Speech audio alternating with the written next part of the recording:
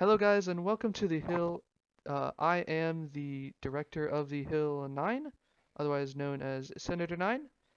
Today, we are joined by the Our America Reimagined campaign. Uh, Today, with me on my left, I'm joined by Revocat, the vice presidential candidate. and and Owen, the presidential candidate. all right. So, thank you guys for coming. You guys are the first campaign to actually reach out and have this interview. So first things first, what is Our America Reimagined? What does that campaign mean to you, to both of you? Would you want me to go first? Your You can go choice. first. Owen? You can go first, Rev, if you want. Okay, It's up fantastic. to you. So this campaign means a lot to me simply because I've been in this community for around 2 years. Mic off. And I've been able to see that leadership roles and Senate confirmed positions are always held by the same people.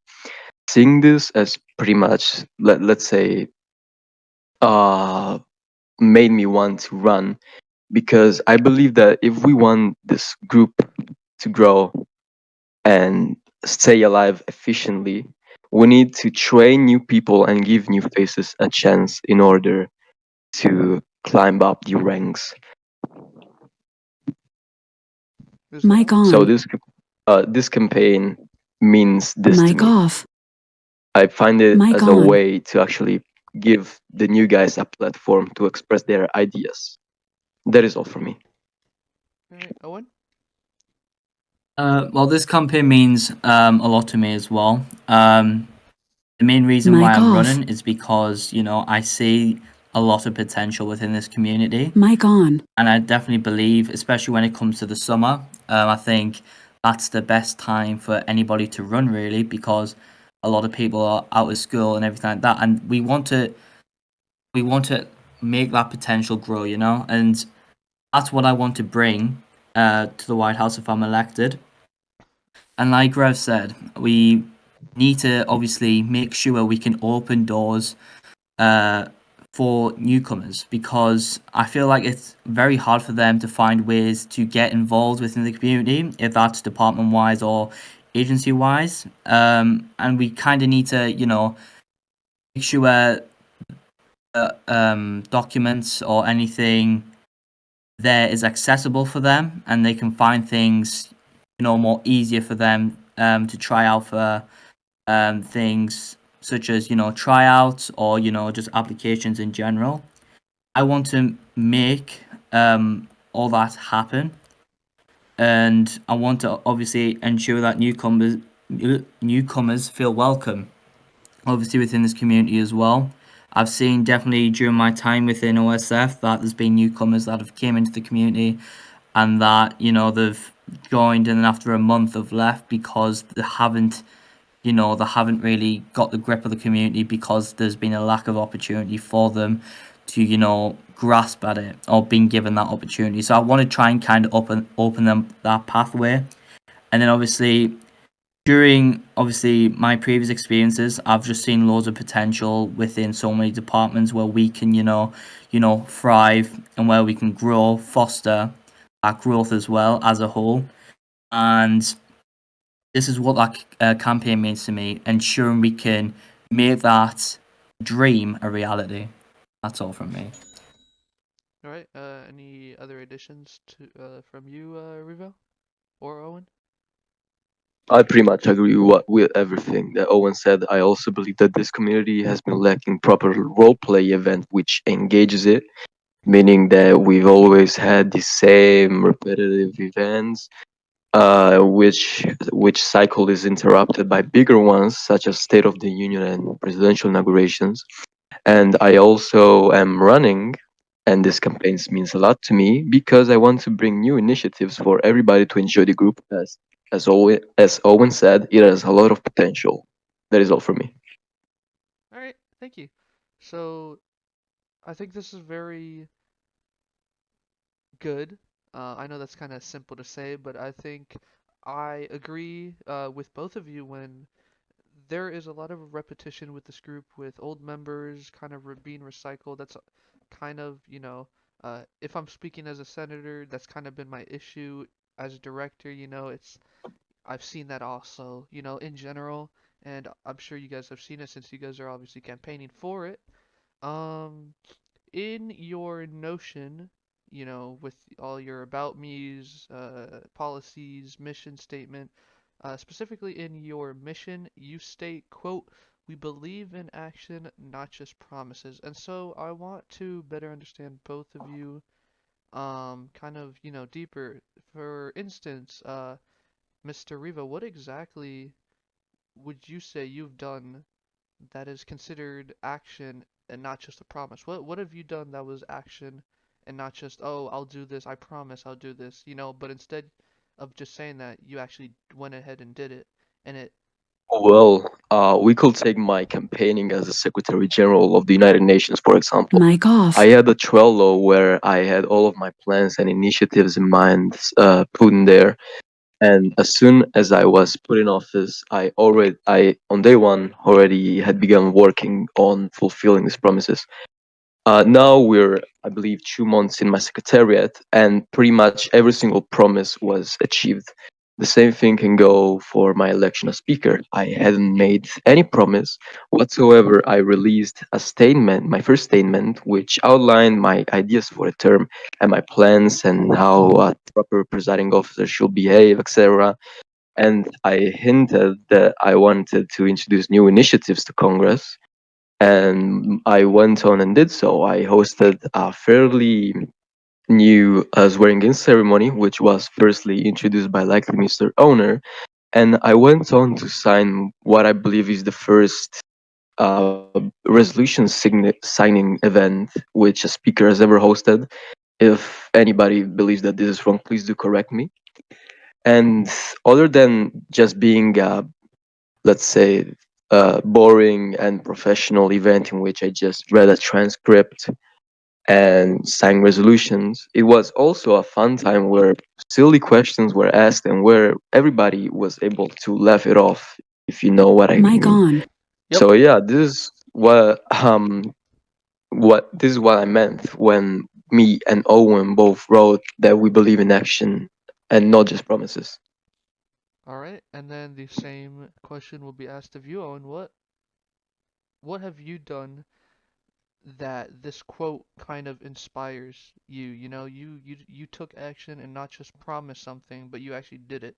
What have you done to kind of insinuate that quote? I mean, I'll go back to some of my older positions and then meet that up with some of my new ones. Mhm. Back when I was president of the General Assembly, the office Mic was, off. it had a lot of issues, mainly because there was a lot of distrust. A lot of people just couldn't, when they've took on the position, they've been in a position where they haven't been able to get the grip of the position, and the General Assembly as a whole, the chamber became unprofessional, and the integrity of that chamber became a lot more messy and toxic. And during my tenure within that position, I was able to go in there with one job and one aim, and that was to bring um, obviously Thomas back into the chamber, bring back hope into that chamber, and obviously bring progress in the chamber as a whole. Because the General Assembly is a lot within the United Nations, and obviously we need to get things done. You obviously need General Assembly support, working together, all that kind of stuff. And I was able to do that in my first couple of months when I was president of the General Assembly, and I stuck by my aims and I made sure I completed my aims as well. When it came to my time back in Department of State, obviously a lot of my job was to work with nations, especially nations where we've had a bit of, disagreement. Working My goals within that position is to, work with between our differences and always come out with a solution to ensure that we obviously get an agreement going, get something done, and I was able to do that. And obviously, representing on the Security Council, represent the United States, I was able to hold members of Rev Secretariat included account. I was able to question nominees on their potential goals. I was ensuring that everything was done to the high manner. And then obviously going back to my time as Deputy Secretary of State, and obviously this links to my time as ambassador to the UN, we were able to sign a lot of, international agreements with other nations. And I think that's a massive highlight for how far the United States can go with obviously alliance wise, and I feel like that's kind of fallen off a bit, and that's something I want to bring back. I want to bring that strong international foreign policy back on the stage if I'm obviously elected, and that's where I want to show that my previous experiences where I've been successful can be put back into place. And then obviously, as you obviously may have gathered, I've been chairing the Summer Olympics Committee. It's been in the works since the War Garden administration, and next week we'll finally get to see it in place. That's bringing new events to the community, and I want to see more of that. And I personally believe this Olympics will be, successful. It's going to be inclusive. It's going to be for everyone to have a go. We're even inviting international citizens, and also we're also inviting obviously other nations as well to come and participate. This is what we want to try and bring. We want to try and bring new ideas, something that we know that can work, and we want to use our previous experiences to ensure that mission goal is met. Mic That's all for on. me. Is that all? Yeah. All right. I'm gonna ask this another question to you, kind of already, and then I'll get to Revo because I kind of already personally know how this question is in terms of Revo, but you also state we are committed to open and consistent communication with the community, roleplay, addressing concerns directly and transparently. As again, I'm gonna use my status just to kind of reference, but as a member of the Senate, I'm obviously aware of how crucial Revo, Speaker of the House, also has been, in the House and how he's been with transparency, always setting up meetings. Even now, he's setting up a potential press conference with the realist and his party. Um, and just always on top of communication. However, speaking of communication, I haven't seen much from you, Owen, and that's not to shame you, that's not to drag you down, but I just kind of want to ask, how are you going to be more open and consistent with communication and all that when you haven't done that currently? Like, how can you assure the people that that's going to happen with you specifically, since you would be the big boss? Are we talking about in a position in particular or just in general? In general, as when if you were to become president. Yeah. Absolutely. Mic off. I obviously Mic believe on. transparency Mic and off. communication is key. It's the only way administrations work.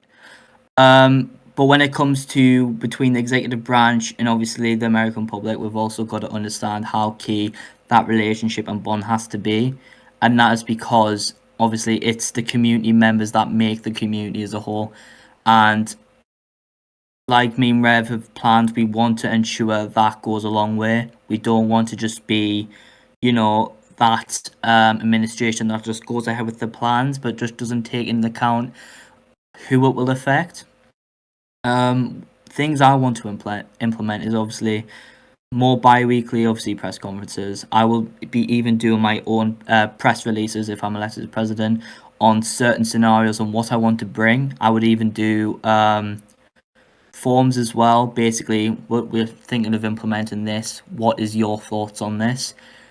Just I want to obviously hear, obviously the American, obviously the community members' voice, so they get to say on what happens in their future of their community. Because at the end of the day, we're running on the basis to make their community better, not ours. So that's what I want to be doing when it comes to communication wise. I'll also be wanting to initiate new communication events, even if that means myself having more SSUs, having more maybe obviously press in, going to different areas within Washington doing press um, communication talks there.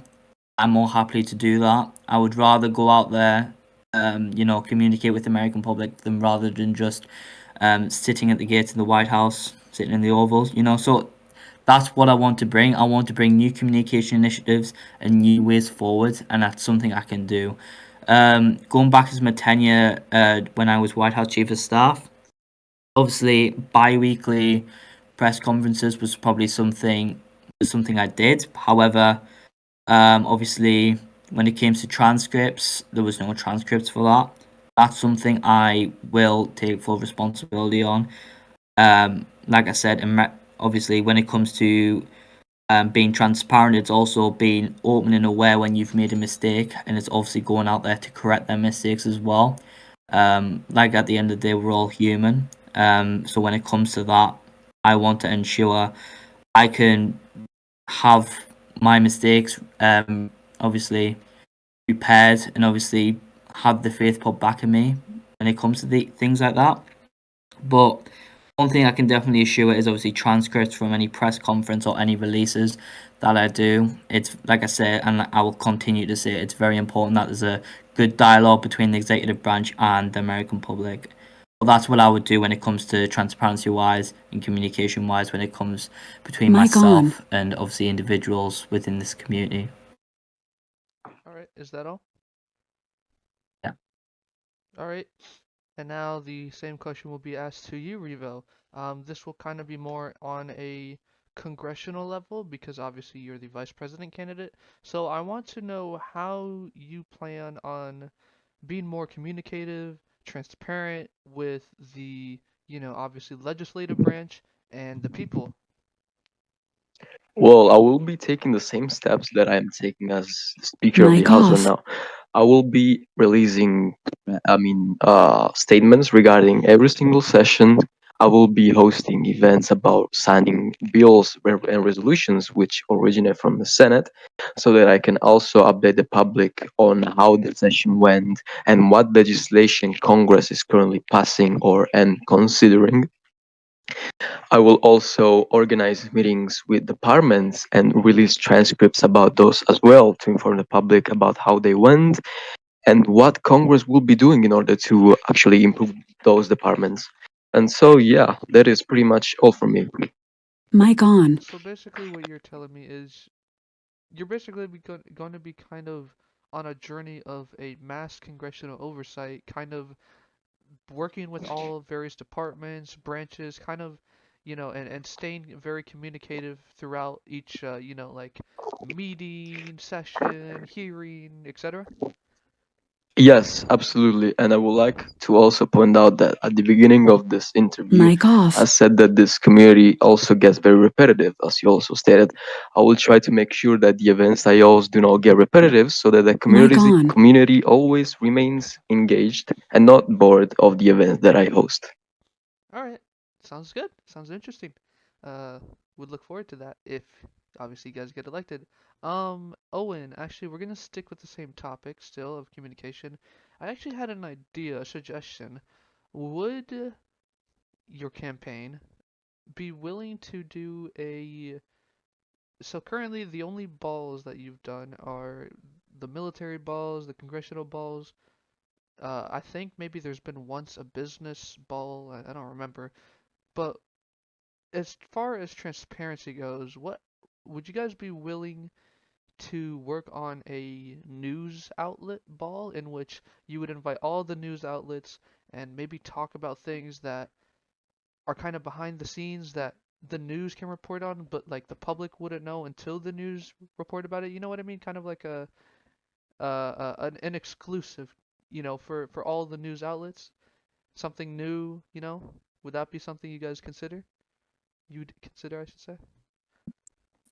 Well, I mean, It was this event that was put in place. I think it's one of them events that happen under a lot of presidents, but My God. we've had similar things like that, but for obviously different reasons. We've had obviously media dinners. Basically, the media dinners is basically a My way of God. how the executive branch can support the news on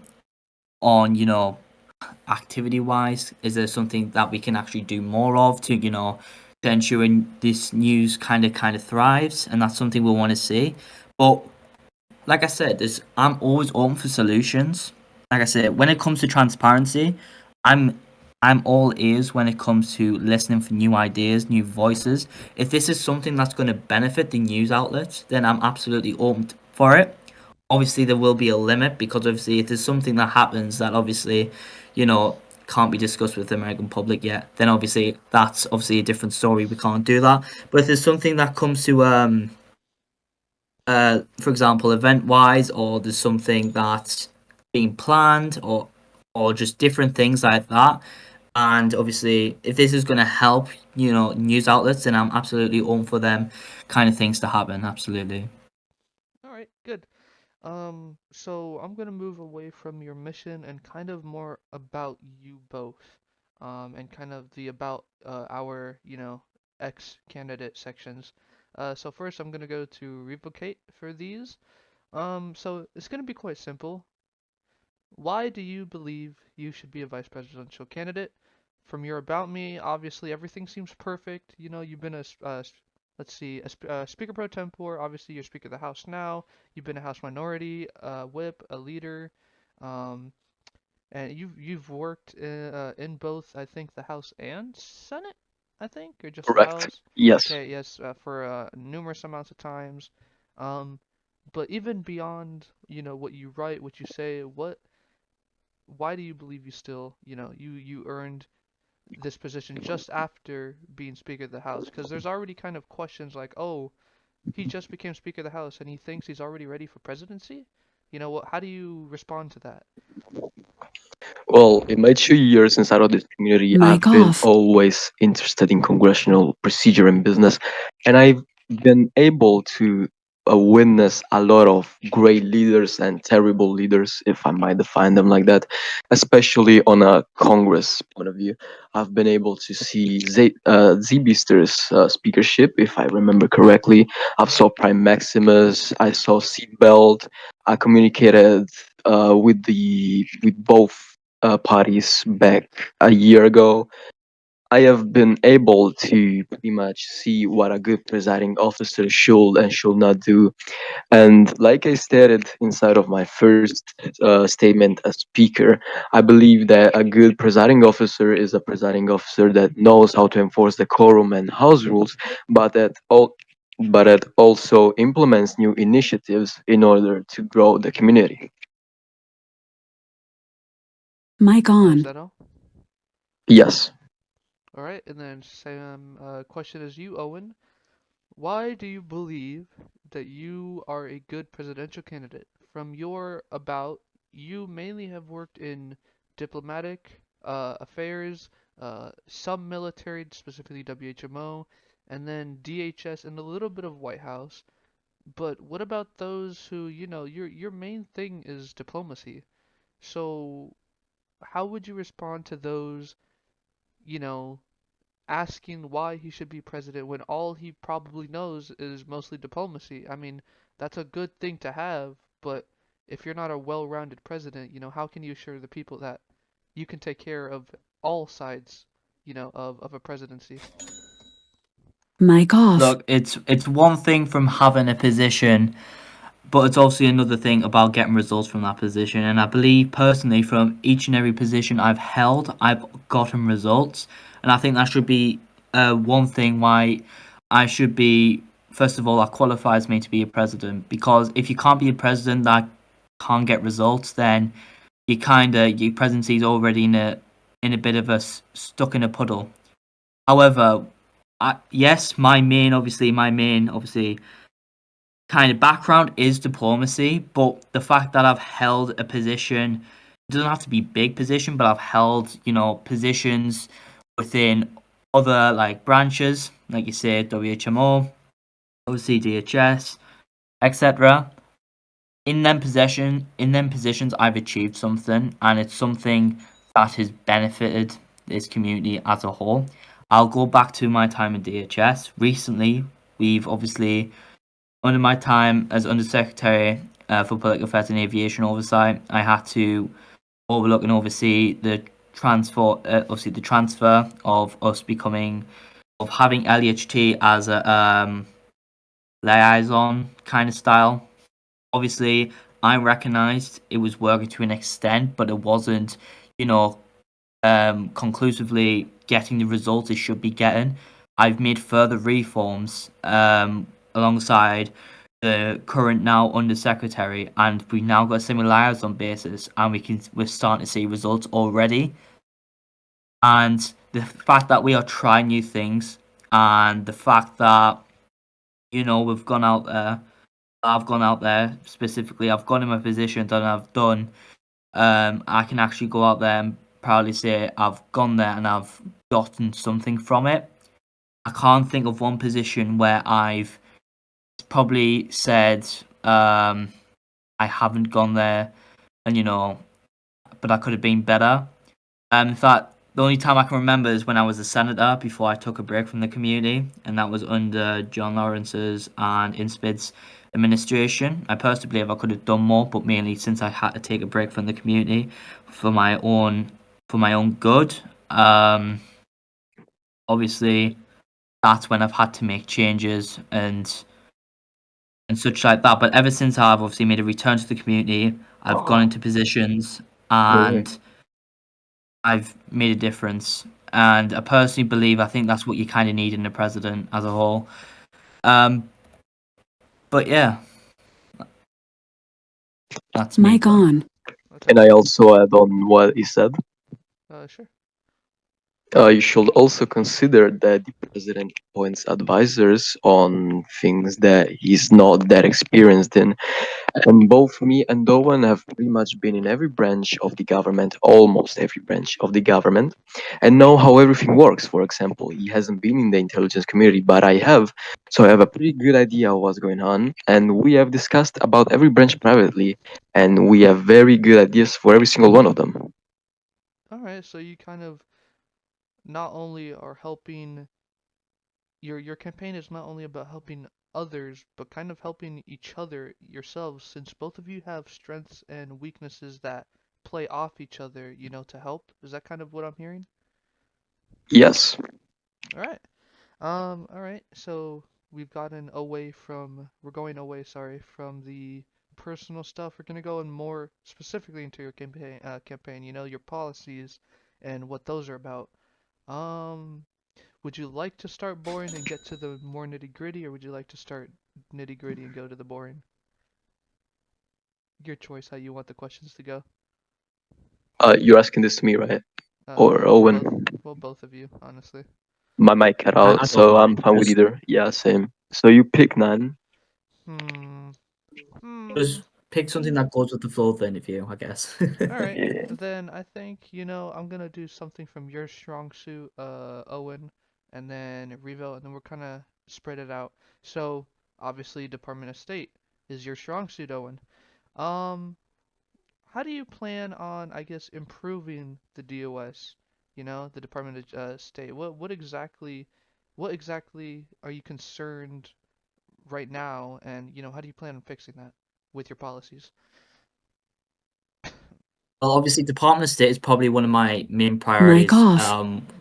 If I obviously am elected, mainly because there's a lot of vacancies within, important position, especially ambassadorships, and obviously with the lack of obviously international agreements with other nations, and the fact that I wouldn't be surprised if there's international agreements that haven't been looked into yet that are possibly around to expire. That's going to become a problem, because at the end of the day, the Department of State's mission is to obviously grow alliances for the United States on the international scale, and ensuring, we have some credibility to get things done within the UN, and I think that's something we need. So first things that I can definitely point out is obviously the ambassadors, obviously the lack of ambassadors, the lack of international agreements, the lack of obviously new ideas within the Department of State. There's definitely a lot of room for new events within the Department of State as well, which can obviously grow and be beneficial for the national community as well. They're probably Mic some of the on. main three, but the Mic fact off. obviously Mic on. Mic but the off. fact there's obviously more other little things that can definitely be fixed. That's something that can be done in the first couple of days. There is there, but they're my main three concerns when it comes to obviously the Department of State. What else was I gonna say? I think that they were the main three. Yeah, there were. But when it comes to the solving them, I think, like I said, a few of these things can be done within a few steps. However, a lot of the things that's happened with obviously previous leaders within the Department of State that we've had things implemented, but it's only worked for a short term period of time.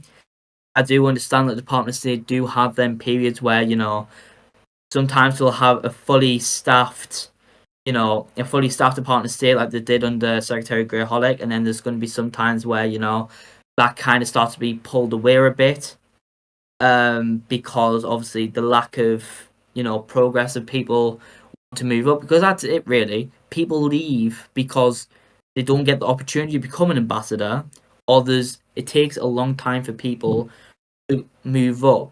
And the thing is, when it comes to these smaller positions, they don't have a lot of responsibility, and that's the issue. Because if they're not handling a lot of responsibility, I think we all know as members of this community, if you're only given small amounts of responsibility, it comes to a time where you'll get bored, and then you'll be driven away. Your motivation will be driven away. I think Rev can back me up on this. The UN, it isn't exactly an easy cup of tea, So Mic on.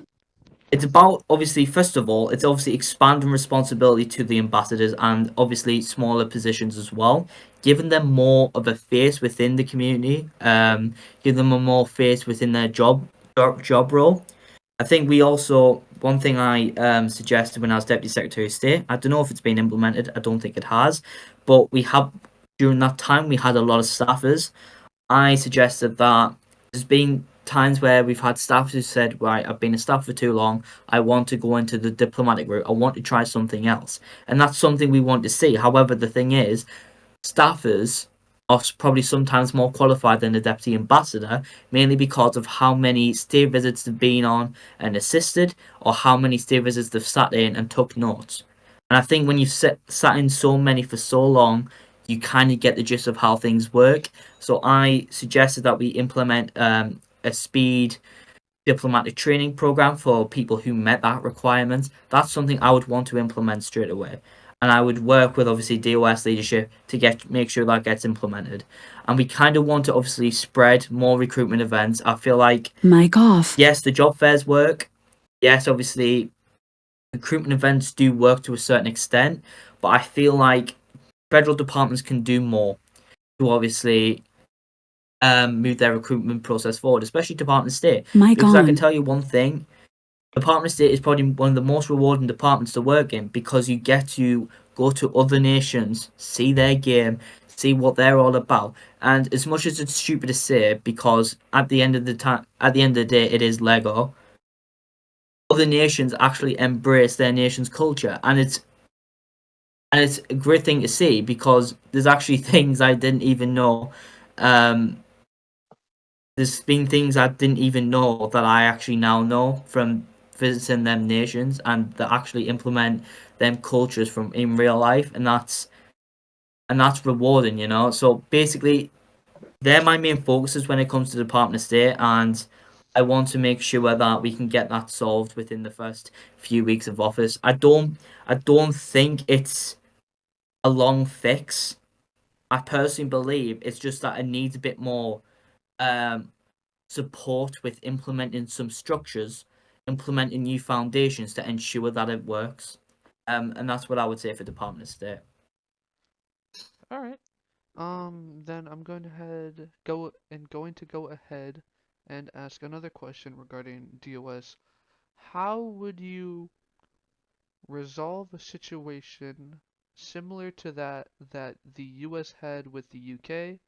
Personally, I've actually dealt with this situation because I was actually employed under the UK as the National Crime Agency investigations head, and I had to assist your president, your current president, and the founder in not getting arrested in the UK due to the situation. How would you resolve that type of very I get you could almost consider it dangerous situation, if it happened again? Are we talking about the event that happened in London? Yes. Well, that with Right. likely being persona non grata, which is currently being challenged in court. So basically, with them events, it's like the thing is that that event only became so dangerous because it was one event from the persona non grata to then obviously that bombing, and then we got accused, and then things started to fall apart. The thing is with this, like I said before, it's one thing obviously having it happen, but then it's another thing as well who's actually leading these talks. So when it came to obviously Secretary Astro, who obviously assisted with these, as it's his job, back when I would definitely say if it was back when Astro had his fully staff, I don't think the situation would have escalated as it did because it would have had more support within obviously the diplomatic field, you know. So basically, I felt if I was going to for example, deal with this situation, it has to come from the government first. One thing I can definitely tell you now, the United States will not bend over to any other nation at any cost. We are not going to be a nation that will, allow other nations to accuse us of. When it comes to situations like this, we are willing to talk things through, but I personally believe it was kind of that government not really communicating as well. And I think communication's a key part of them situations. I personally believe if I was obviously president, I don't think the situation would have escalated to that kind of thing because I want to ensure. I mean, when you walk into the Oval, you don't know what you're going to walk into, especially when you get the transfer of power. Yep.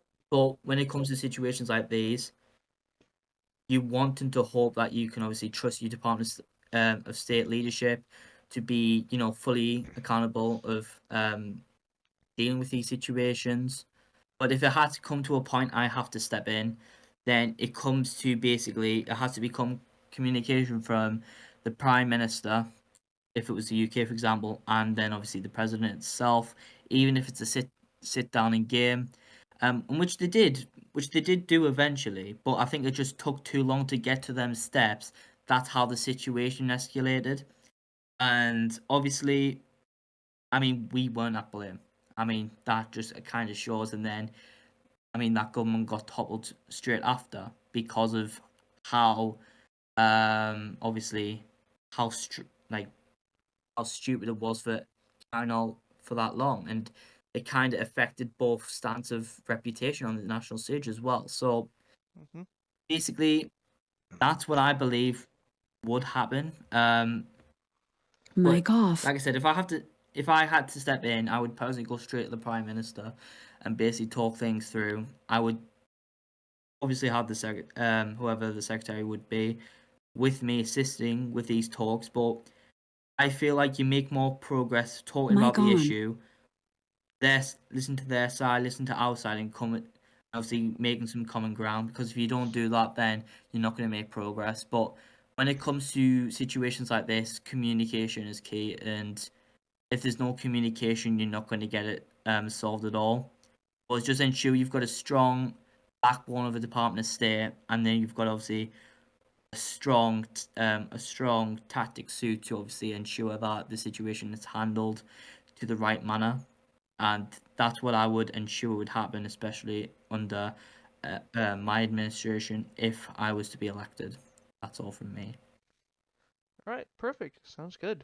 Revo, this question goes back all the way to you now. We're still on the topic of policies. Obviously, we discussed Owen and his primary, policy, his strong suit of diplomacy. Obviously, as the vice president, your policies would more align with the congressional policy. So, I want to know how you plan on implementing these congressional policies, and how you feel like how this could progress Congress as a whole. How the policies could progress Congress. Okay, I'm gonna state that they will not be implemented, but rather reapplied because I am already, let's say, executing them. Mic off. So I'm not gonna recap about all the event stuff that I plan on doing, the transcript, the statements, but I also want to focus on one thing, which is getting new people interested into Congress. Congress as often like nobody's interested in Congress anymore, kinda. And we have been able to see that in recent elections, since the FEC had to step in and say, hey, we need more senators to run, otherwise this election will not be healthy. Well, I will be implementing new events for this too. As a matter of fact, I will be pretty much doing what I did today for president. As you guys may know, I opened a new program for the Liberty Party, which is called the Future of the Liberty Party program, in which I train new members of the community about both how the community works, and I train them specifically about how Congress works and how business is carried out in both chambers. I'm going to be expanding this in a more, say, bipartisan way. So I will include both parties and every member of the community which will want to join this program. I will be teaching them myself, maybe alongside both chambers' leadership, and I will hopefully be getting more people interested into the legislative branch of this group Mic because on. it shapes the community a lot, even though people may clown on it. This cannot be denied. So this is all from me. Alright. And then I'm going to ask a question regarding Congress, as kind of I did with DOS to Owen. So your second policy listed under Congress is, quote, ensure that the legislative branch maintains a good level of bipartisanship in order to avoid any conflicts which could potentially hinder congressional procedure and business. I think you know where I'm going to go with this question, but not recently, a few weeks ago, there was a situation in which a few members of the Senate had a boycott of the what was it called? The State of the Union. State There of we the go. Union. Yes. Yes, and so obviously this ended up being fine. The president gave his address or the letter to address the situation and everything, flushed away. But how do you expect to how do you expect this policy to, try to maintain that balance of peace within Congress by partisanship? If maybe some members of Senate believe that a certain situation should go one way, but you believe that it should go another, how do you feel that you can maintain balance? Oh, and it seems Owen Les left, but anyways. Yes. I will keep acting as your potential vice president as a neutral mediator for everything, even though I believe something needs to go my way, and even though other members may disagree. I will sit down with them and discuss about the topics so we can actually find a point in which we both agree on something and move on. Yeah, that is pretty much how I will handle it. All right. There's nothing more I want to say about it. All right, pretty simple. This will be a question to both of you. Owen, I see you're not in game, but that's fine. I'm sure you could still answer. I see in the, let's see, let me find it. I know it's here somewhere. Uh, where is it? I know it was here. Come on. Okay, well, I know it's in your mission, but you had stated somewhere in your policy, I forget where, but I remember reading it, that although, you cannot necessarily promote crime because obviously it's looked down upon, your presidency, your candidacy is willing to try to progress crime, try to assist, as it plays a massive role. Oh, yep, found it. It's another. Although we do not endorse crime, we understand that it plays a massive role in this community, and we will ensure that it gets all the attention it needs development-wise, as well as, if possible, in order to foster uh, the group, the groups and long-term criminal activity. So, how do you both plan to kind of do that? Like, what do you plan to do that currently isn't implemented, to be implemented in the future, if that makes sense? I know May that I was a go bit first? confusing. Yeah, sure. Okay, fantastic. So, as you said, and Owen and I stated inside of our campaign policy section, we believe that crime plays a massive role in keeping this community alive. How do we want to improve it? Well, of course, we have to check what's legal and what is not legal because we won't doing anything illegal, so all about crime. But me and Owen already have some ideas in mind. First and foremost, we will try to enforce our external recruitment policy to try and grow the community more and even try to get some criminals inside by, of course, recruiting externally. We will not want criminals to actually destroy law enforcement if that made sense. But I believe that it will be a great step for crime to actually grow and keep this community engaged. I believe that long term crime is needed and not just short term and alt crime. I have discussed with some criminals in the past, and they believe that this group lacks long term crime because there are not enough platforms for long term crime to actually survive and progress.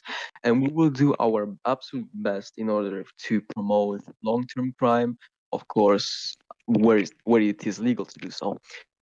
We also, I mean, at least for myself, I have discussed this with Owen, and I believe he's fine with doing this. I also want to organize some staged event with criminals for the community to attend. So this would be like some, I don't know, this is just an example. There's more information about this in case will be released in case we're elected. But I plan to host these staged events in which me and and some criminals organize, of course, making sure that everything is legal and that nobody is nobody, of course, where we stage, I don't know, a kidnapping of myself and law enforcement is try and find me, or they stage an attempted murder or anything like this. This will have to be studied very precisely to avoid any drama on a legal point of view. But yeah, these are the plans that I plan to implement and Owen plans to implement regarding crime. All right, I see. Um, Obviously, it's no surprise, it's no, anything new that I, speaking to you, am a kind of back and forth criminal and law enforcement. Abu, I know you're watching this. Don't hurt me. Um, but dealing with crime is a very controversial, topic, something to campaign to. And even what you said, like be willing to get kidnapped purposefully or stage a murder purposefully, that's such a controversial topic, even I'm kind of surprised about that you would consider that, although it's helpful, don't get me wrong. But like, how do you oh, and this is going to be more to you since Riva already answered the question, but how would you, deal with this type of controversy, I mean, crime is fine, crime is good, it's needed, but, like it's a touchy subject. How do you go about that? How do you go Wait, about can I say something first? Oh, yeah, sure.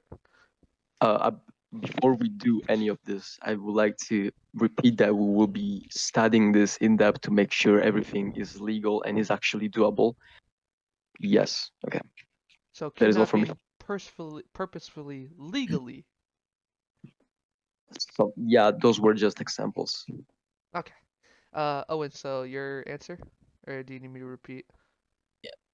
So I mean, you've said yourself, you've been in crime, you've been in law enforcement, so you obviously understand how much crime plays a massive part in obviously keeping other departments alive, keeping protectees, having a bit more of that responsibility, etc.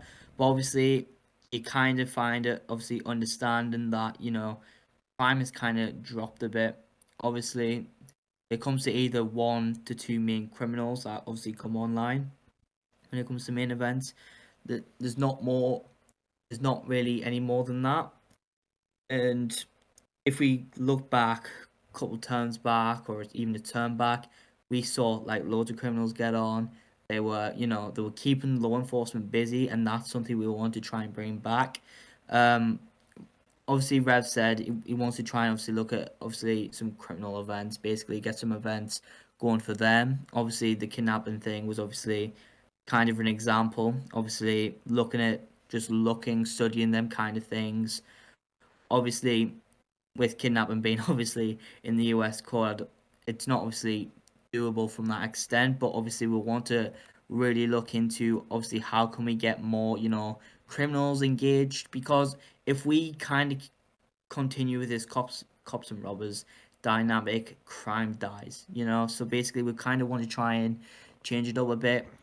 As Rev said, and Mic I'll off. reiterate, Mic on. everything we do, like I said, we can't obviously endorse crime because of obviously So it would be illegal. understandable measures. Yeah. But we obviously need. I think even you would understand that how much crime plays a part within this community, and we kind of want to try and support. Like, we want to kind of support that.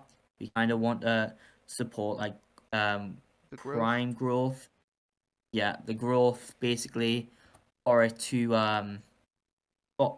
continue, because the thing is, these crims, you never know.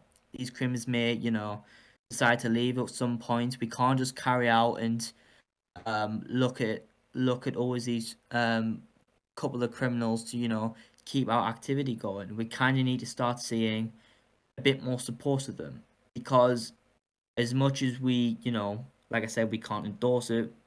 I think law enforcement kind of need that crime to obviously for it to actually do its job, or because put it this way in basic terms: if crime dies, law enforcement dies. If law enforcement dies, then the community starts to die out itself. Crime plays a massive part within this community, as I've said many times in the last few minutes. But it's kind of, we want to look at new ways where we can obviously push for, you know, like crime growth within the community, and that kind of incentive for it, be more of a long term thing where we see more criminals get on, see more law enforcement law enforcement be a bit more busier. And the thing is, if crime grows, law enforcement grows because there's more to do. And if that happens, that opens up more responsibilities for possible new divisions, new pathways, if you will. Obviously, I'm not going to say if I'm elected, that kind of thing would be, implemented during my term. Obviously, I do have some plans, obviously, when expanded some opportunities, but I'm just looking 6 months down the line.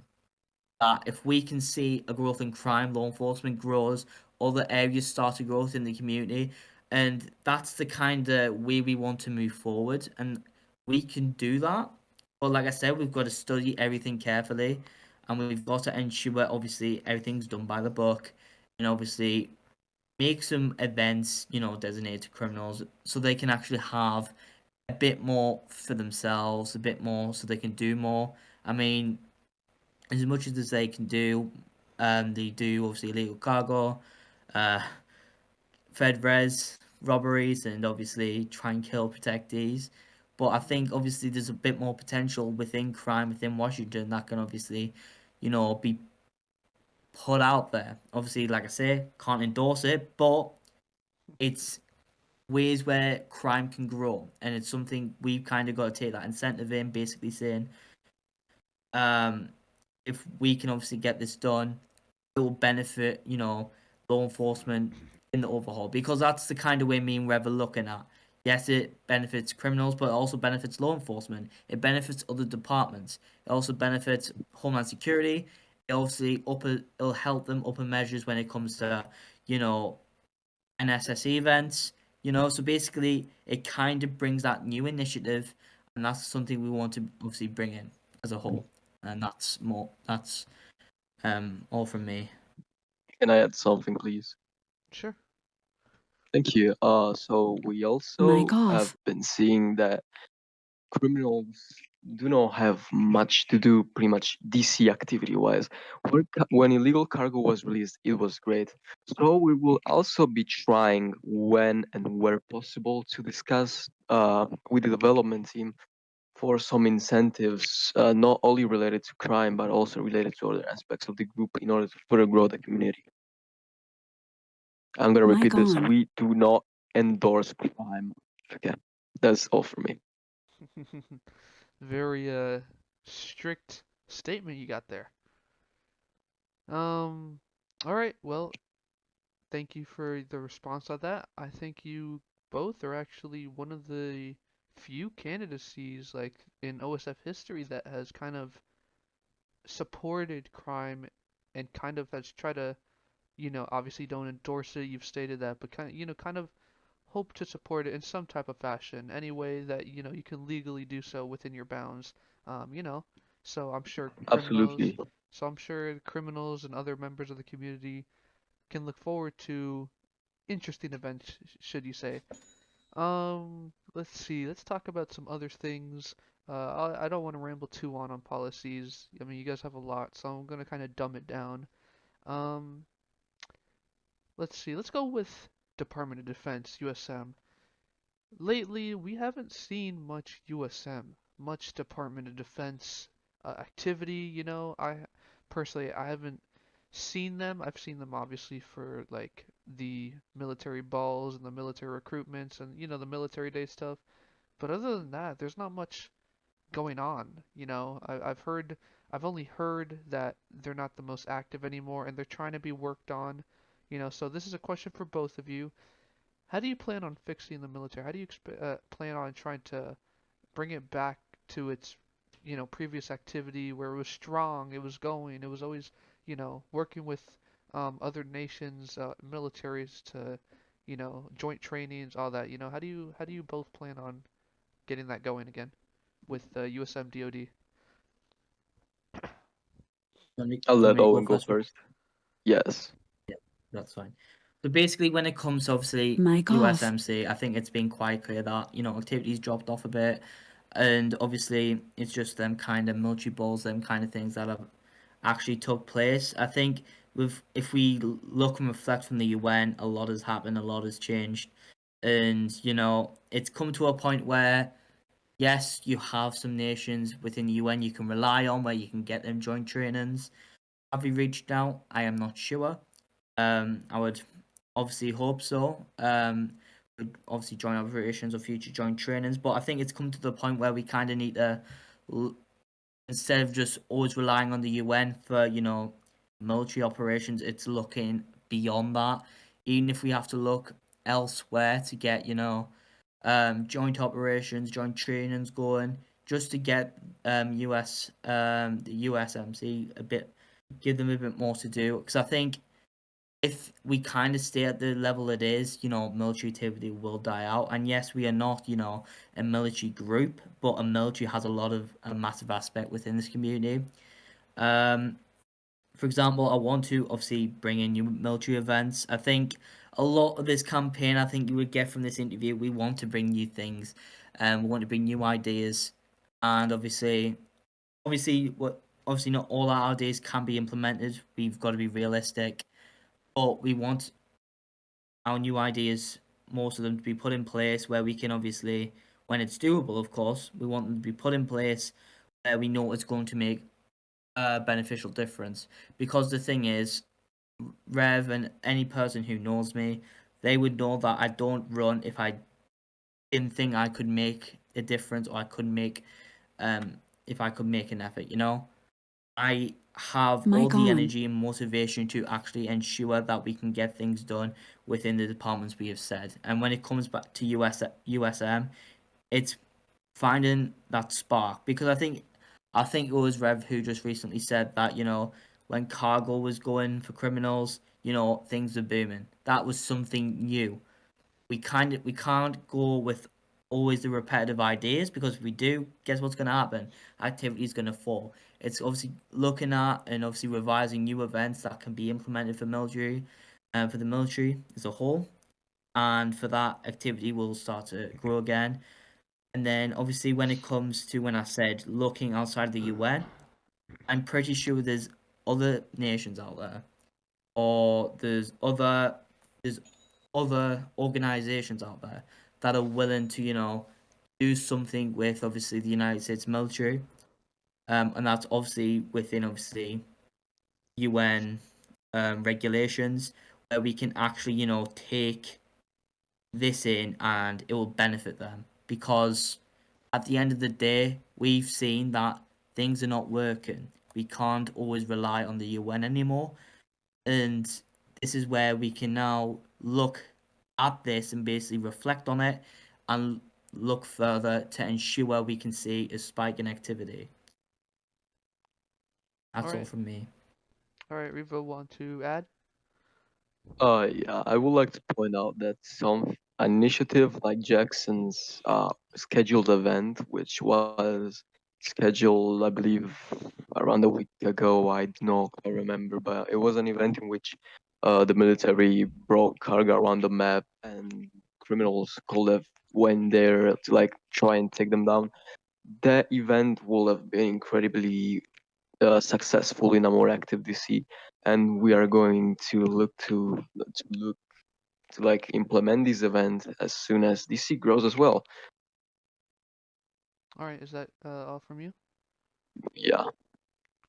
Alright, then I think I'm gonna ask one more question before I wrap it up. You know, I know you guys have a lot of policy, but this interview has astonishingly gone an hour and 52, nope, an hour and 1 minute so far, so I kind of want to wrap this up. So, last question regarding policy. The intelligence community. We all know the lovely intelligence community, Federal Bureau, Bureau, Bureau, Bureau of Investigations. Can I speak? National Security Agency, Central Intelligence Agency, et cetera, et cetera.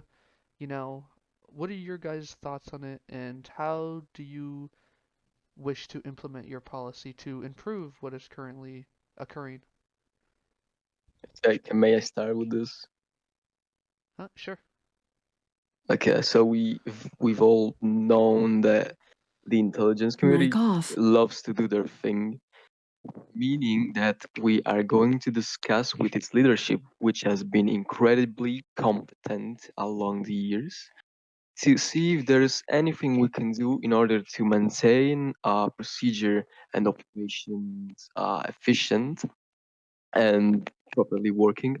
And we're also gonna try to look for new initiatives regarding the intelligence community when it is possible to do so, because once again, they love to do their own thing, and it has been working incredibly fine. That is all from me. Mic on. All right. Owen, anything to add about the IC? So when it comes to intelligence community, you probably not hear many presidential candidates say this.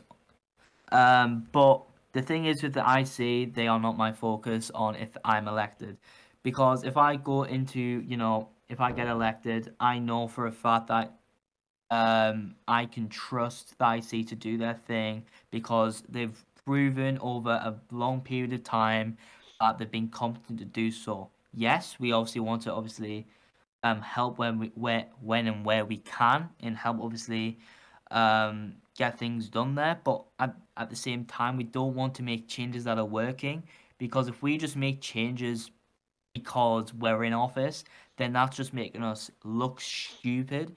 And it would also make us bad leaders as well. We're not going to change things that we know are working. I think I can speak for Rev as well.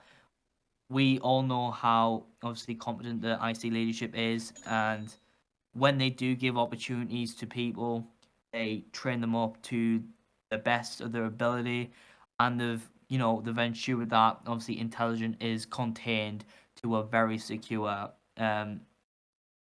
amount. So basically, if I'm elected, I can say here right now, I'm not really going to concentrate on the IC because, like I say, I trust for what they do, and if I concentrate on the IC when they don't need the attention, then that would make me a bad president if I'm elected. So, that's my honest opinion on that. But obviously, if there's always room for opportunity for IC to grow in some areas, we would definitely look into it. Obviously with the correspondence of the IC leadership, and obviously ensure that we can try and take obviously advantages of them opportunities. But as I've said, I'm not really going to concentrate on them if I'm elected because, like I said, they've proven their competence, like Rev said, and they've proven their ability to lead. That's all from me. All right. Um, I want to add, you both say that, you feel confident in the IC, and I agree, time and time again, the intelligence community has always been reliable in itself. Every uh, administrator from the Director of National Intelligence to, the directors of each agency, the CIA, FBI, NSA. Um, However, due to your campaign being about change, there is a stark, I guess, distinction between the other departments and the IC specifically, whereas while other departments are open to changing administrations, the IC has been very adamant about being tight-knit about recycling people, and I say recycling as in old member comes back, dies and retires, another old member comes back, dies and retires, and and it constantly continues that like each old gen IC administrator would come out and then automatically become the director, deputy director, assistant director, etc. How do you guys, with your campaign of change, I guess change, funny, um, administrations, when they're very adamant about kind of being tight knit when in their with their group. Sorry. Oh, may I go first? Yeah, sure. So as you can find in our policies, we're gonna focus a lot on recruitment and growing the community, meaning that whenever the new members will come in, then automatically new members will be joining the intelligence community. And among those new members, we will find dedicated and competent individuals to take on new leadership roles. And then there we can see like the recycling leadership problem solved. All right. That is all from me. All right. Owen, anything to add? Yeah. So basically, yes, we are a campaign of change, but obviously, change obviously comes with its limits as well. Like Rev said, obviously, we want the IC to obviously give competent new people obviously a chance because I think we can all agree that there's a limit you can bring in because I think what the IC's concern is if they bring in someone who the new, it's about that trust because if they go out and do something stupid and leak intelligence, then it puts our national security in you know in Jeopardy. jeopardy. So I kind of respect the kind of way they've gone about it. They've got a strong leadership structure for a reason. I see why they allow all faces to come back. It's because there's trust there. So it's always finding that balance between the trust, bringing trust into new people, and then obviously bringing trust, obviously allowing them to come into the IC if the opportunities do arise. And because when it comes to IC, join the IC and join to a different department, it's two different things. So even if it comes to when, say for example, someone new joins the IC, maybe it talks about we probably have to review clearance, for example. It'll be more of a clearance and how clearance is set, or obviously before they can actually move up the ranks. And I think that would be more of a fair way for doing it because you probably would agree with me on this that obviously if intelligence gets leaks, it puts the country in jeopardy because that's national intelligence. Mhm. And I see doing an important job, and they've done a good, important job of keeping information contained. And I don't think me and Rev want to come in and make changes to that, and that could change how they do things. We don't want to do that. Like me and Rev said before, we are happy with the way that IC do things, and we don't want their structure to be, changed because we're new. We kind of just want to obviously allow new faces still to come in, but at the same time, ensuring we can, keep intelligence safe, and obviously ensuring our national security remains intact, in which they've done an amazing job under many administrations that have gone. So that's all I've got to say on the matter. All right, sounds good. Uh, Makes sense. I mean, I can't really argue against it. All right, well, I am going to wrap up there. I mean, I could have talked about the Department of Justice. There was kind of a question I had regarding the Homeland Security, but again, due to time, I'm just gonna cut it.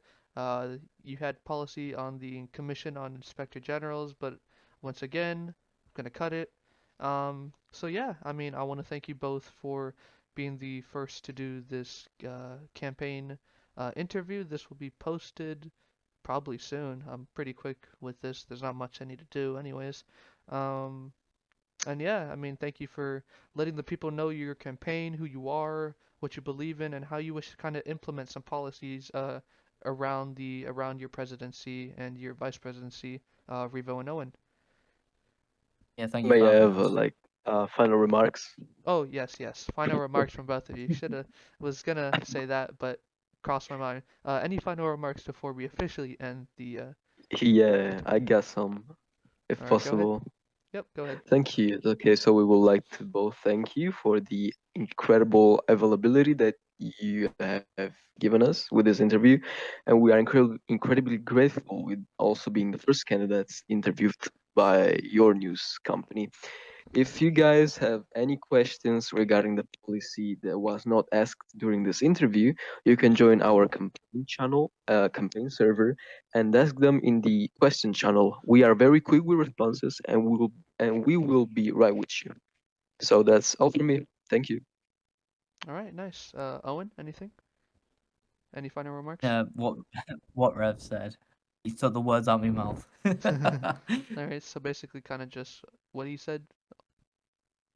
Yeah. Uh, yeah. All right. Then now, after remembering that there's final remarks, thank you both for coming. I wish you both a good campaign and election when the time comes. And yeah, thank you for coming. Thank you for Thank you doing very a great much. job. Yep.